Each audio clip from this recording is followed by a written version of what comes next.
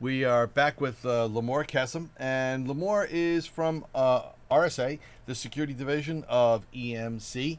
All right, and this is the Fraud Action Research Labs over in Israel, and we're lucky enough to get these folks to come on the air with us each week and give us a lowdown of what's going on in the community, especially in the malware community as it concerns a lot of the research that they do. All right, and she's been talking about the banking Trojan and how it can be used with APTs. Now, Lamore, you're going to get into some of the impact. Yeah, I was going to actually speak about the type of damage that a banking Trojan can inflict if it's used as an APT. Because using a banker Trojan as an advanced persistent threat is the way it's implemented. Really, we're using malware either way, and we're looking at a different intention behind the criminal using the Trojan. So if he's using it on user machines and he just wants banking credentials, that's the least of the damage, really. Because when they're using the same Trojan or the same type of malware on a computer that belongs to a military entity, government, healthcare server, etc., the damage is priceless. It's difficult to evaluate the type of damages that a Trojan can do. If it steals blueprints, intellectual property, banking accounts, corporate banking accounts, etc.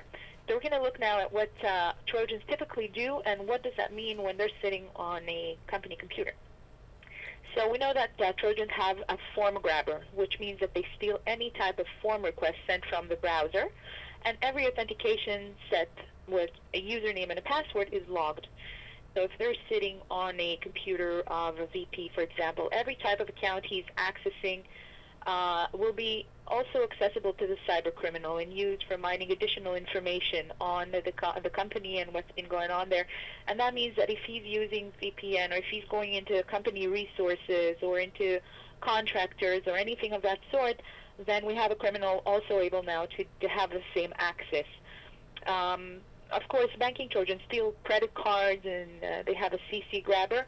That pretty much would mean that they would be able to access the company's credit cards, and obviously there are a lot higher limits on those types of cards, and they're mostly international cards, so they can go and try to get transactions going outside of the country as well. The Trojans have keyloggers, although most of them, the most advanced ones, don't use them anymore. They do use keystrokes on programs that access the internet.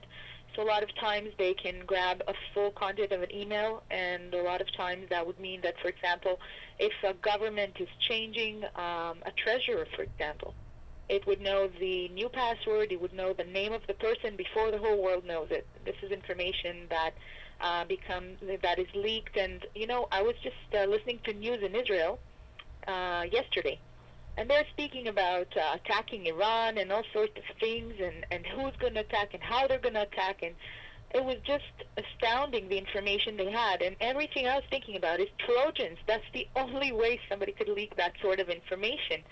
And I think that Trojans have become advanced persistent threats to the point that they compromise the security of a state, they compromise the security of everything that we do in our daily life. Yeah, well, there's Mhm. I wasn't even going to mention this because I wasn't sure if you were prepared for it or not. But with the, unsettled international waters right now, and that's what I'm going to call it, all right, with a lot of discussions of what's going on in Iran and Israel and even the United States for its part because of the political season that we're falling upon. You're absolutely right. These Trojans can really create havoc not only in technical, back rooms, if you would, and on financial networks, but on states as well, national states. So whether you're talking about Israel, being compromised, or the United States government and any one of their military entities, or even Iran, or anywhere else. That's what all of this is leading up to. We've become so reliant on technology as a method to process information that sometimes we can become over reliant and not realize what some of the risks are. And Absolutely. there's a great savings to it, but at the same time, we need to know how to use the manual books, if you would, and not be so reliant on the technology in all phases of life. So what you say has a lot of meaning. And I guess you guys are sitting over there, so you're a lot closer to it than we are. We sure are. We're thinking about it, how all this is going on, and people working in the security industry know how these things get leaked. Yeah. All right. Well, that was Limor Kesem from RSA, the Security Division of EMC, and it's their Fraud Action Research Labs over in Israel. We certainly hope you guys are safe and sound over there, and that things kind of settle down a little bit. But I don't see that happening anytime soon. All right. Yeah. Be safe and be well, and thanks for coming on the program once again, Have a Limor. good one. Thank you. All right. Bye now. Bye. Okay. All right, folks.